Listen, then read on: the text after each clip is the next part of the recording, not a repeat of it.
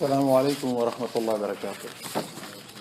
بعد أعوذ بالله من الشيطان الرجيم بسم الله الرحمن الرحيم نحمده ونصلي على رسول الكريم أما بعد فأعوذ بالله من الشيطان الرجيم بسم الله الرحمن الرحيم إن الحمد لله نحمده ونستعينه ونستغفره ونعوذ بالله من شرور أنفسنا ومن سيئات أعمالنا من يهد الله فلا مضل له ومن يضلله فلا هادي له وأشهد أن لا إله إلا الله وحده لا شريك له وأشهد أن محمدا عبده ورسوله. قال الله تعالى يا أيها الذين آمنوا اتقوا الله حق تقاته ولا تموتن إلا وأنتم مسلمون.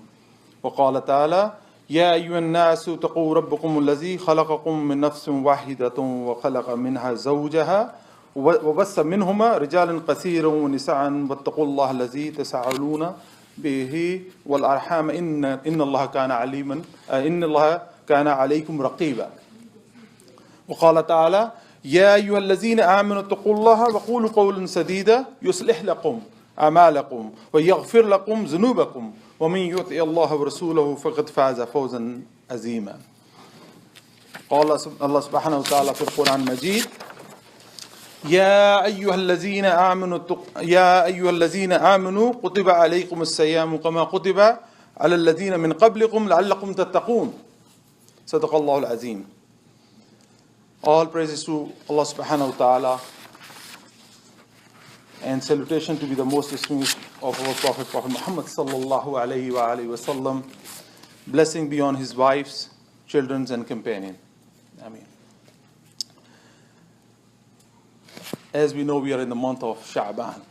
It's pretty much close to the end of Sha'ban. And as we know from the ahadith, from the Quran, Allah subhanahu wa ta'ala has put so much emphasis on the month of Rajab and Sha'ban and the great importance of the Ramadan. And these all 2 months are in the preparation of Ramadan. Subhanallah. What's a great month coming up to us? As I recited the ayah, that Allah subhanahu wa ta'ala has decreed the Sawm, the fasting, on all generations.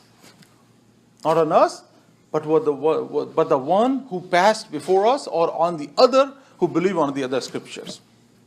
In the previous communities, it was decreed on them as well. So there's some shape, form of fasting in the old communities. The followers of those communities still have to follow whatever they are following. If they are following, still those teachings are there. But the teaching of the Rasulullah sallallahu alaihi wasallam supersedes that teaching on fasting. Because now, after Islam comes in, because it's a continuation. That's the tartib of Allah subhanahu wa ta'ala. He did the grooming of this humanity.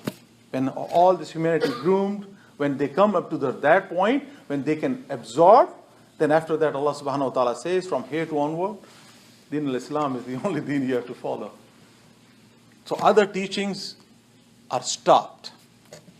So follow the most latest one. The same thing when you go to the college or whatever.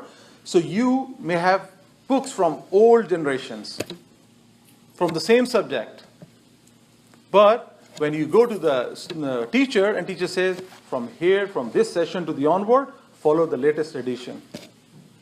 So the Quran is one of the continuation of those teachings, but with the latest edition, with the conclusion of all those religions. Then Allah subhanahu wa ta'ala has given the knowledge to Rasulullah, and he has spread his knowledge across his ummah. His follower, his ta'been, tabata'been, sabakaram, ta'been, tabata'been, and as on, continue on, this knowledge gets to us. And as we are sitting here, if we acquire some knowledge, inshallah, we'll pass on to our coming generation. This is obligatory on us. And this is obligatory on all Muslim, male, female, children, adult, to learn about the deen, about Deen al-Islam. There's no excuse. And when you reach to the age of puberty, it becomes compulsory on you you need to know the masail, at least basic masail of your religion. There's no excuse for that. That's what it says. When you become adult, you are responsible for your own action and deeds. If you do good, then you'll be judged on that. If you do bad, and he says, I'm adult, but I don't know, but my dad, my mom, my uncle, my aunt, they didn't teach me anything. Well, you have to excel yourself. You have to exert yourself to learn the deen. There's no excuse for that. And as the hadith of Rasulullah, he says, the month between the Rajab and the Ramadan is the Sha'ban, which most of the time people take it very lightly sometimes. Mafhum is, most of the time they take it, or they forget about it, or they forget about the importance of that. That is the greatest of the month. Rasulullah sallallahu alaihi wasallam, by his own action and deeds, he has shown to the ummah that he used to do more of the fasting, more of the ibadah, more of the giving and all those things during this month, before Ramadan. Obviously, we all know that Ramadan has its own importance and virtues, and it's a special state in the life of the Muslimin that we have to exert more and we have to strive more for all ibadah, for every kind of ibadah. But those ibadah you cannot, if you do, you need to do the preparatory work in order to do the finale. Ramadan is your finale of the human beings. You need to go and do really the best of the best you can do. And as it says, if you have not seen any change in your state at the end of Ramadan, so there's something wrong. There's something wrong in you. There's something wrong in our iman. We need to look into that. And if it gets you better, whatever you were previously, then definitely Allah subhanahu wa ta'ala has blessed you. Allah subhanahu wa ta'ala has blessed you, and you have gained something. So I'm going to talk, Shaban is pretty much close to the end now.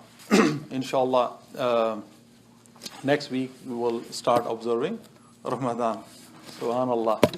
If you look back, we were debating on when last Ramadan passed, and we was thinking like, okay, it's Ramadan, okay, it just passed. Subhanallah, it's again Ramadan? It's like a time. Time goes so fast nowadays, people are complaining about time now. Rasulullah, subhanallah. Rasulullah sallallahu alayhi wa sallam has given the bishara about this time. This time will come and people will complain about the time. The time will go so fast, people say, I don't have time. Time goes fast. Like we just look at today is a Friday, and if some of us may thought, okay, well, we just had a Friday yesterday, looks like. Now we just had a yesterday Ramadan, and again Ramadan.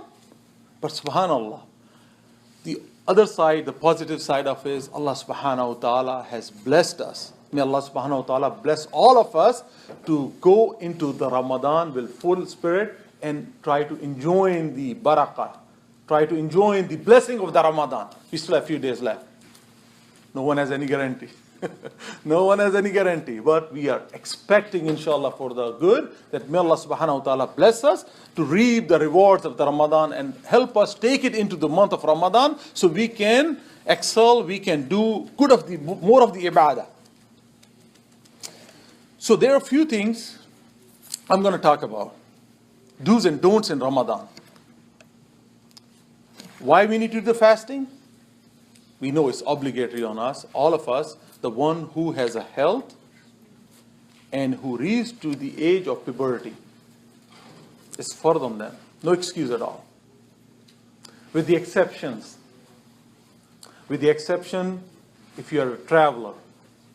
By means of travelers, nowadays, if you ask the person, yes, 48.5 miles, 36 miles, 45 miles, there are 57.5. There's so many understanding of the traveling mile or conversion of those. But ijma is about 48.5 miles roughly. Majority of the jurists or scholars, they believe that 48.5 miles is a safe distance to call yourself a traveler. So if you go from here to DC, that's more than that. So if you want to take advantage, as per those rulings, you can take advantage. But if you're going and coming back again, so you be the judge. If you have a strongest of the iman and taqwa, you'll say, okay, it's nothing. You probably will be driving anyway outside of the Ramadan, outside of the fasting. You may be driving and coming back anywhere. You won't be eating and drinking sometime.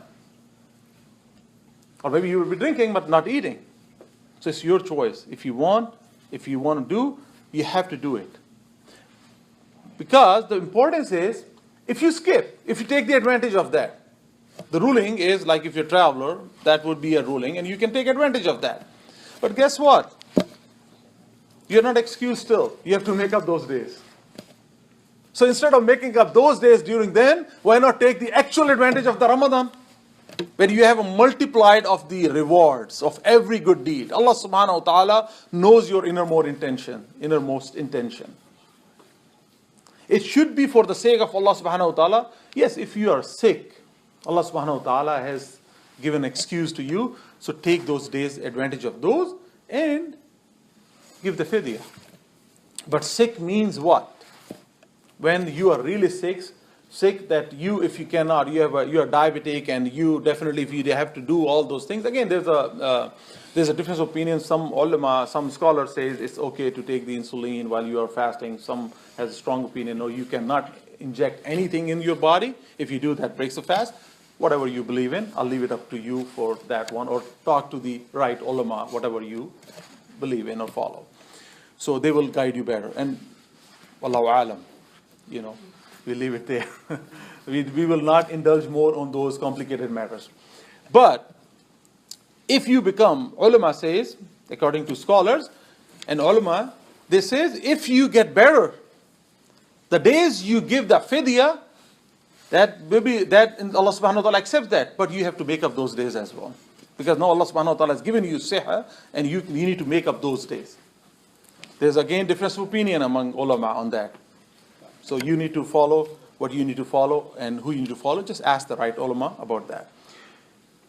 Few things you need to keep in mind. For the ladies, there's a big misconception that they have, when they are going through the menstrual cycles, they don't have to make up those days. Those are forgiven.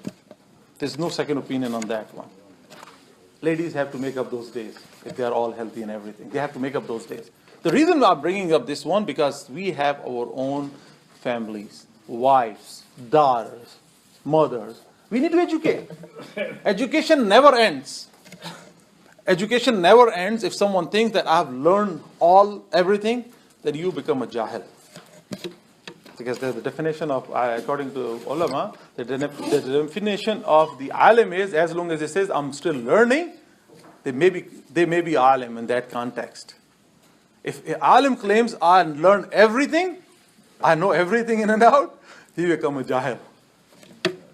Because Allah is the only one who has the knowledge for everything. No one. Rasulullah sallallahu alaihi wasallam, he says, whatever Allah wants me, wants to teach me, He got the knowledge to me, and I give you. Allah subhanahu wa ta'ala has given few of these stuff. Allah subhanahu wa ta'ala did not reveal on Rasulullah sallallahu alaihi wasallam, but He given the hint of those. For example, ruh. What is ruh?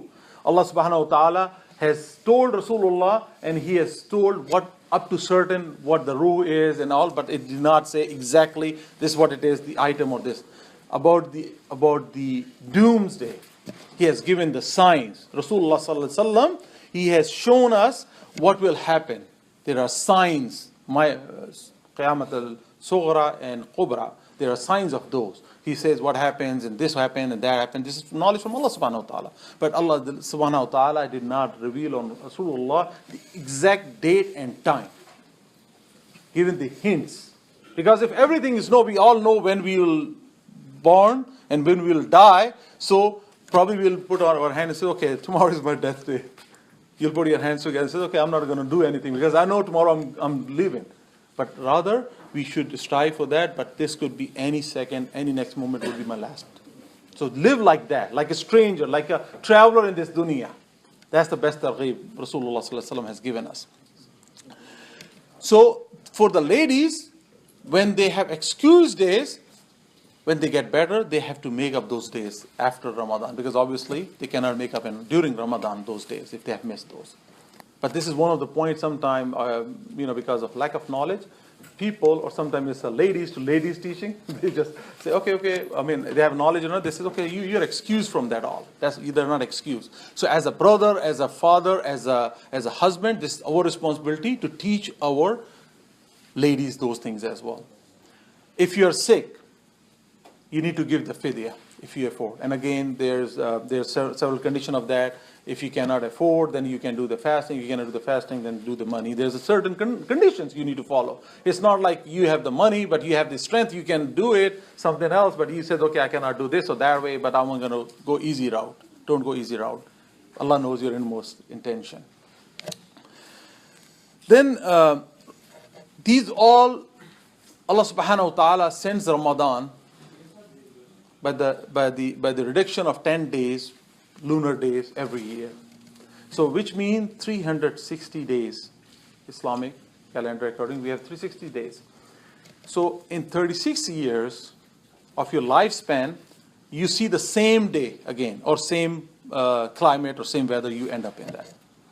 So what you have, if any one of you or any one of us who has done 36 years in the past, some fasting during these days, so probably you will that will remind you that yes, 36 years before, I remember we have the fasting exactly during this time and stay this hot and summer days and all those. So this is the tartib of Allah subhanahu wa ta'ala, that Allah wants to enjoin all weathers. Sometime when it's cold, you have a very short day. And people likes it. People say, Alhamdulillah, it's so short day, you know. Even though still some part of the world, during that time still it's a long day. In some part of the world, as of now, you can see people say their sun never goes down. Or if it goes down, maybe just half an hour, 1 hour, that's it. There are parts of the world. What is the ruling for them? The ruling is same. You have to fast pre-dawn, sahur, do the sahur, and do the iftar same time. It's not excuse that you need to follow, this person is doing 7 hours of fasting, I'll follow that for 7 hours. This person is doing 12 hours, I'm doing 15 hours. Okay, this is at least better than 23 hours. You have to do the same. If you cannot do those, because it's a tougher test. If you cannot do that, so go move to the places where you feel comfortable, at least doing the fasting. But again, this is from Allah subhanahu wa ta'ala. Again, it's a test. The greatest of the test on us is when the days are longer. These days are longer. When you will end up in summer and we have a fasting during this time, and what happens? Very early morning, you stop eating, and then whole day, it's a long day. Maghrib is close to maybe 8:30 and onward, close to 9. You eat close to about 9. Or maybe some areas you're more than that. So you have a very few hours after that. Maybe 6-7 hours. In this one, you have to go for Taraweeh. And you go for the long prayers. And it's a sunnah mu'aqqada. You must go and do the Taraweeh. When you do Taraweeh, listen to the Quran. Obviously, you have to recite yourself as well, outside of Taraweeh as well. Not just bank on that the Imam is reciting, you will go and you'll say, okay, this constitutes my whole Quran. No, you have to do your own recitation. Because you need to exert yourself more. Do more ibadah. And when you go Taraweeh, and if you finish the Taraweeh, by the time you finish the Taraweeh, it's close to 12 or something. He comes back home. After, guess what? After 2-3 hours, you have to get up again for sahur. And that's it, then Fajr time. So it's a less of the sleep for you. It's a sleep deprivation for all of us. But Allah subhanahu wa ta'ala has put a blessing in this. And sometimes people, I'm going to, for targheeb, I'm going to tell you, ulama says, and as Rasulullah sallallahu alaihi wasallam hadith of mafhum, Rasulullah sallallahu alaihi wasallam hadith says, must do the sahur, must take something, eat in the sahur. There's Allah subhanahu wa ta'ala has put the khair and the barakah for you in the sahur. Don't skip it. Sometimes people says out of ignorance or deliberately, some people says, well, I'll eat when I'm going to sleep, so that I don't have to wake up, I'll wake up in Fajr. Because I can save few minutes, few hours for that. When Allah subhanahu wa ta'ala, if telling you to do sahur, there's got to be reason for that. When Rasulullah is telling you as the greatest of the example and teacher, and he's saying there's a khair for you in this sahur, must do it. So must wake up and do the sahur. And so when it's a long days, so two of those time frames are very tough on Muslims. What are those two tough times? When it's a longer day, and you end up in Ramadan, lot of ibadah, Taraweeh, ibadah, very short time, get up again for sahur, and you don't have any much more sleep, and then you have to go to work. Obviously, you cannot burden your work. You have to earn your livings and others. Allah subhanahu wa ta'ala does not say, just put everyone, take whole Muslim vacation and says, Ramadan, just don't do any work. Just continue on with your work. Obviously, it will be a little less and whatever. It will be tough on you, but that's what Allah wants. That Allah wants to experience this all. So these days are tough for Muslims, and the other tough days are when? The other tough days are when it's a shorter time, in winter. And those tough days are why I'm saying tougher days. You are at work. Probably 2 to 3 salah, or three salah, sometimes even close to 4 salah. You have to pray right when you are at work or close to work. So sometimes people, what they say, okay, I'm going to go back home and I'm going to pray all together. You can't do that. Because time of the salah is time of the salah. You have to do on their own specific time.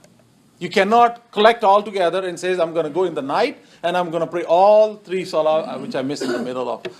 You can't do that. And there's no excuse. There's no excuse for that. Some people may have trouble in their jobs. Their employer, I mean, this country normally, alhamdulillah, we are so blessed. I would say we are so blessed, better than even in Islamic countries sometimes. We call it so-called Islamic countries, right? So, over there, employers sometimes can talk bad about, oh, you're going again and again for salah. They can say. But in this country, if you tell on religious grounds you're doing, but you have to be just to yourself. Don't abuse it.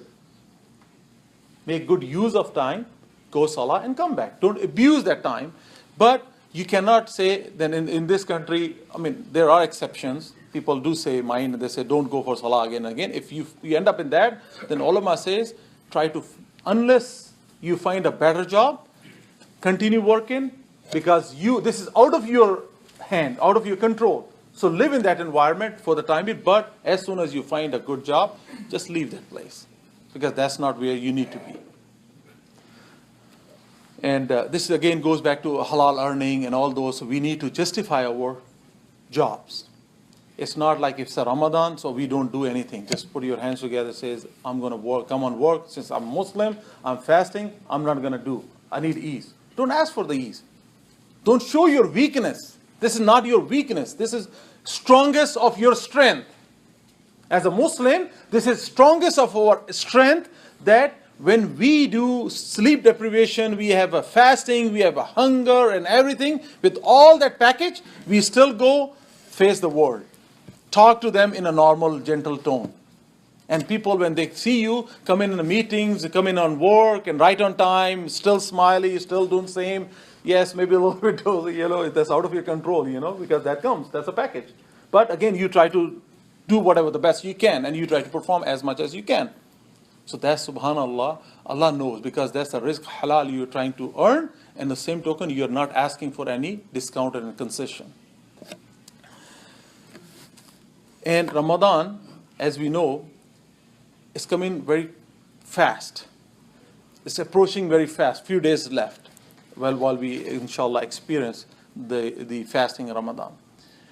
Some people think like, well, I cannot fast for whatever reason. There's no excuse to skip the fasting if you don't end up in one of those travelers, or you have sick, or you have really something like that you cannot keep up as per the ruling of Din al-Islam. So you cannot skip the fasting if you're below. If you're adult, you must have to do the fasting. There's no excuse at all, period. And if you think you cannot do this fasting and you're going to do the fasting after Ramadan, this will be a misconception in your own heart.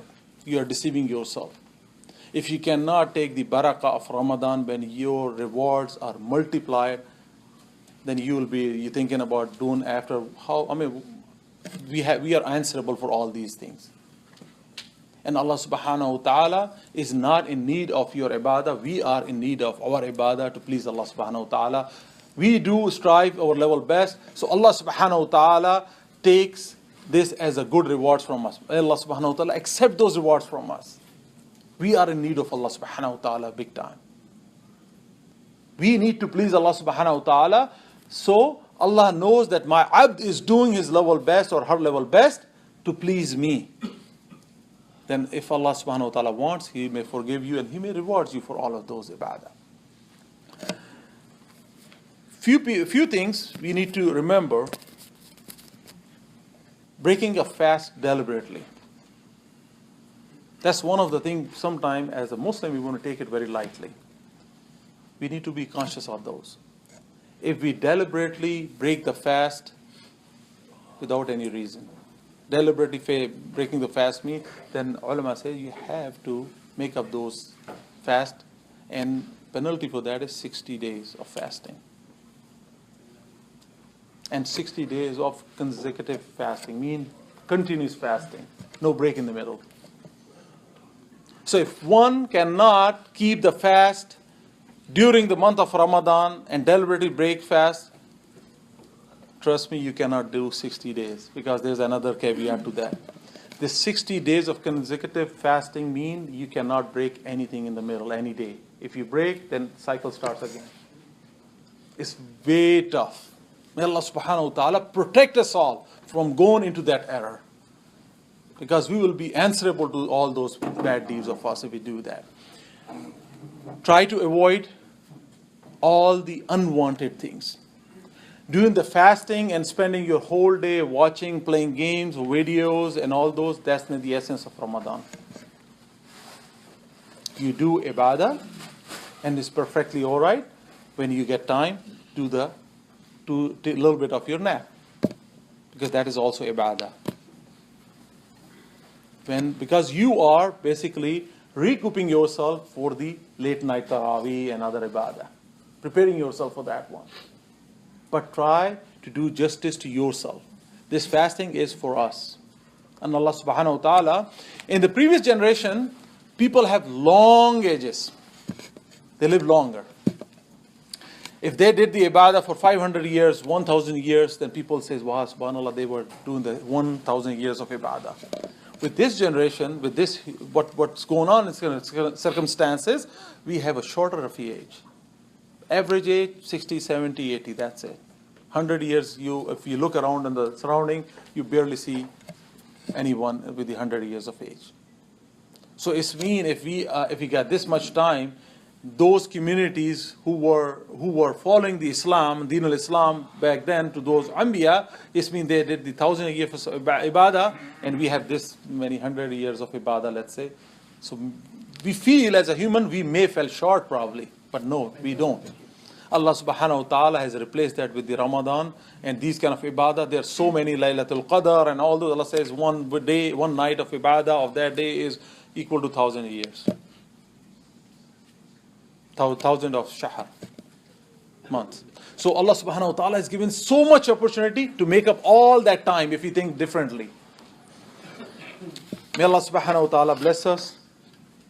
The blessing of month of Shaban, still we are in Shaban, and again it says, if you have a habit of doing the fasting, so let's not do the fasting at the end of Shaban, end of days of Shaban. So there should be a break, so you know this is end of Shaban and then starts of Ramadan. Let's not continue like this is Shaban, you do 29 or 30, and at the end, next day is Ramadan. It's not recommended. So just for targheeb, just for reminder to myself foremost and all of us. So if you don't know, alhamdulillah, this is something good. If you know it, alhamdulillah, it's a refresher for you. قولوا قولي هذا أستغفر الله لي ولكم ولسائر المسلمين فاستغفروا إنه هو الغفور الرحيم.